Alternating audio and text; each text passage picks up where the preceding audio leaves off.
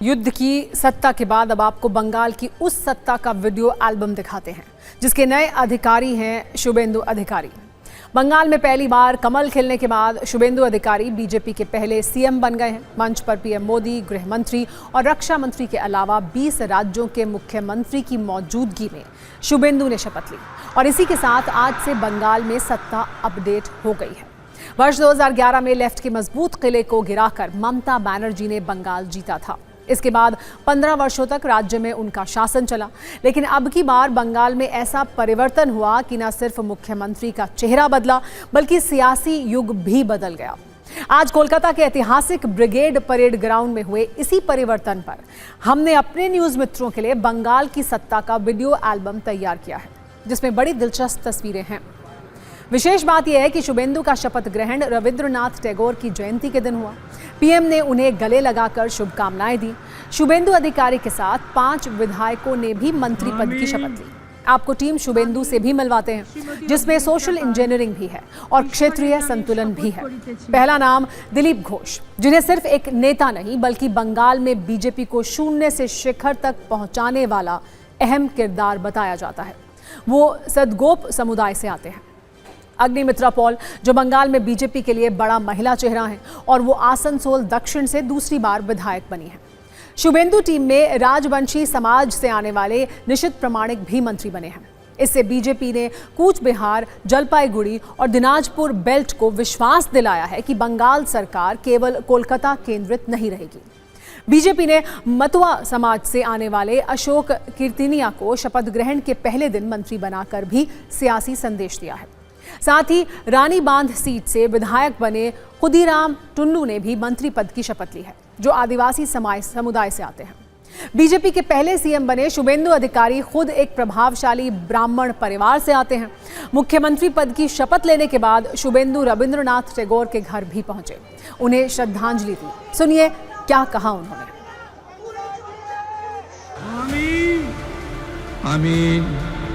शुभेंदु अधिकारी ঈশ্বরের নামে শপথ করিতেছি যে বাংলা বাঙালি বাংলার সংস্কৃতি কবিগুরুকে বাদ দেওয়া হয় না। কবিগুরুর চেতনাতে কবিগুরুর ভাবনাতে হবে। তার আজকে শুভ সূচনা। একটাই মন্ত্র স্বামীজির, চোরইবতী चोरईबती। आज का दिन बहुत महत्वपूर्ण है देश के लिए, बंगाल के लिए। इसलिए प्रधानमंत्री का इच्छा था नया सरकार रविंद्र जयंती का दिन अपना कार्यकाल शुरू करे। वो प्रत्याशित था, वही हुआ जो हम लोग, हमारा परिवार, हमारा मिदनापुर का आदमी का जो प्रत्याशित था वही हुआ। वही अर्थनीति चाहिए, अनएम्प्लॉयड यूथ का अच्छा होगा, वो लोग खाने पीने सकेगा, वही चाहिए और कुछ नहीं। যাদের জন্য মুখ্যমন্ত্রী তারাই করবে তাকে। বাবার কাছ থেকে শুভেন্দু বসু যখন তার বাবা ছিল সেরকম লড়াই করত, সিপিএমের সঙ্গে মারপিট করে। আর 5 বছর ধরে জীবনটা হাতে নিয়ে বাড়ি ফিরেছে 3 বার, একবার নয় 3 বার। যাদের জন্য তাদের করুন, তারা ভালো থাক, আমরা ভালো থাক। अब बंगाल के वीडियो एल्बम के 2 ऐसे वीडियो आपको दिखाते हैं जो सोशल मीडिया पर सबसे ज्यादा वायरल हैं और इसका केंद्र है प्रधानमंत्री नरेंद्र मोदी। पहला वीडियो पीएम के दंडवत प्रणाम का है जो उन्होंने बंगाल की जनता को किया। शपथ ग्रहण के बाद पीएम मोदी मंच पर घुटनों के बल बैठे और जनता को नमन किया। इसके अलावा उनका एक और वीडियो चर्चा में है जिसमें उन्होंने मंच पर मौजूद 58 वर्ष के एक बीजेपी कार्यकर्ता माखनलाल सरकार के पैर छुए और उनसे आशीर्वाद लिया। 98 वर्ष की, माफ कीजिएगा।